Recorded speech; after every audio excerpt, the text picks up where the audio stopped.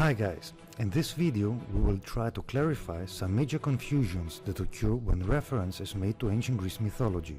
Before we jump into it, please do not forget to like our video and to subscribe to our channel. In this way you help others by spreading the word of the project called Ancient Greece Reloaded.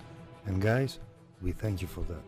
Also, look at the video description below in which we provide direct links to all of our source material that has been used for our video.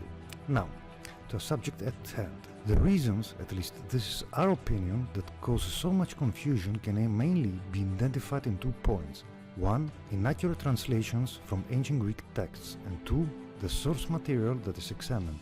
Let us begin with point 1. Inaccurate translations. Example 1. Nowadays, when we hear the term God, we pretty much have an overall idea what that term stands for. But for ancient Greeks, the word God had a completely different meaning. And guys, before you jump the gun, let us finish our explanation first.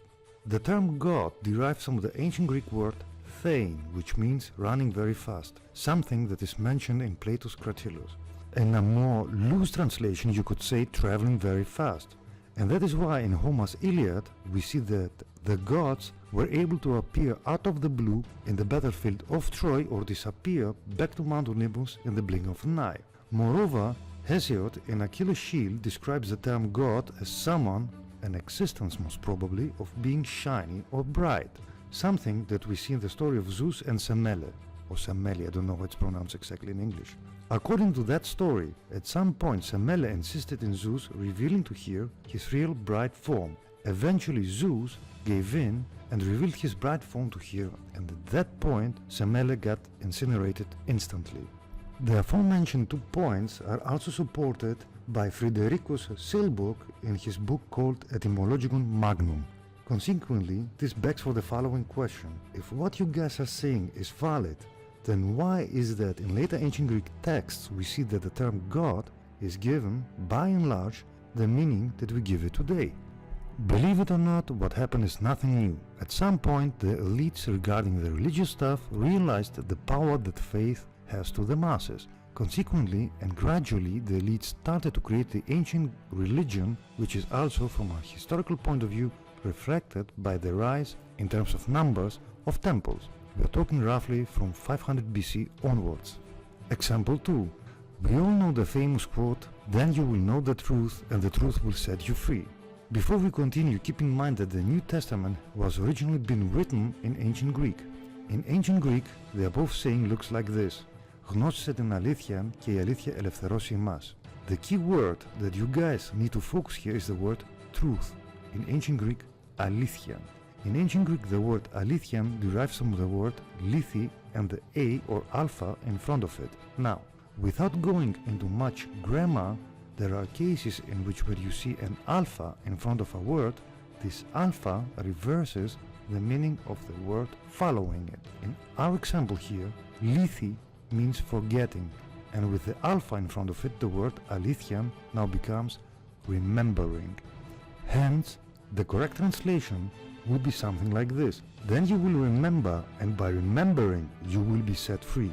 Completely different meaning, right? And that is exactly why when you read the texts of ancient Greek philosophers, you will see that they do not use the word alithia or true when they want to say to someone that he or she says the truth.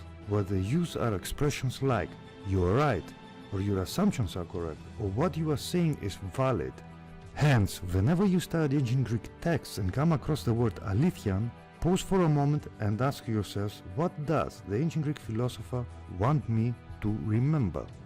Point 2. The sources that you study.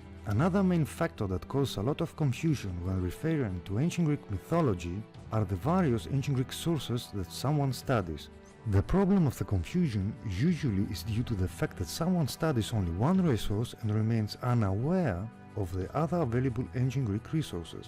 Here are a few examples that should help you understand what we are talking about. Example 1. Titans and Olympian gods. Nowadays many people say that Cronus was a titan while Zeus was a god. Guys, by default Chronos, Zeus, etc., all of them were titans. To help you understand it better, Zeus was the son of Cronus, hence, and by default he was a titan. To be more precise, Zeus was a second generation titan god, while Cronus belonged to the first generation of titan gods. What is more, in the original text the Titans were also referred to as Titan gods. The short way of making reference to them was to call them just Titans. So when did the Olympian Titans start to appear as just gods?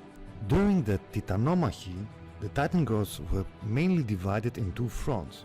Front 1 led by Chronos and which had its headquarters in Mount Othrys. Front 2 led by Zeus and which had its headquarters in Mount Olympus, and from there they got the name Olympians or Olympian gods. In other terms, so as to simplify the distinction between the two Titan groups, Zeus and his party became known as the Olympian gods. Long story short, the ancient Greek writers picked up this distinction and the Olympian Titans became known as the Olympian gods, aka gods. Example 2. We all observe the confusion that exists between people when saying the parents of god A were, let's say, B and C. Then another person appears and says, you guys are wrong because the parents of god A are X and Y. So who is right and who is wrong in this case? The answer, none and both. It all depends which source somebody studies. To help you understand it better, due to the fact that the ancient Greek sources are so vast, when it comes to ancient Greek mythology, you see that even ancient Greek writers portrayed different versions of the same myth. Our advice here, when you talk with someone, do not be absolute about something because, as said, it depends on the source material that somebody examines. Example 3. If you guys study ancient Greek sources that are very old, you will observe something interesting. Chronos, aka time, and Cronus, aka the Titan, are two different entities. Similarly, when most people refer to the guardian of the underworld, they usually make reference to the three-headed dog known as Kerberos. However, the original guardian of the underworld was another creature known as Kampe. Kampe was eventually killed by the three Olympian top brothers in a fierce battle, Zeus, Poseidon and Hades.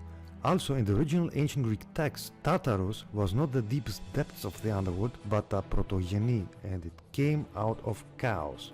Finally, the underworld in ancient Greek texts was not called Hades, which was the god, but the underworld was just called the underworld. In the few occasions in which the ancient writers used the name Hades, they implied the underworld through its ruler, which in this case was Hades. Bottom line is that when you guys refer to an existence, god or titan or a story or a myth or whatever, be sure to also mention the source, since it will help the other person see which source material you are using. And at this point we have reached the end of our video. If you would like to read more about what we did discuss in this video, check out the links provided in the video description below. If you want to talk to us directly, you can visit our forum.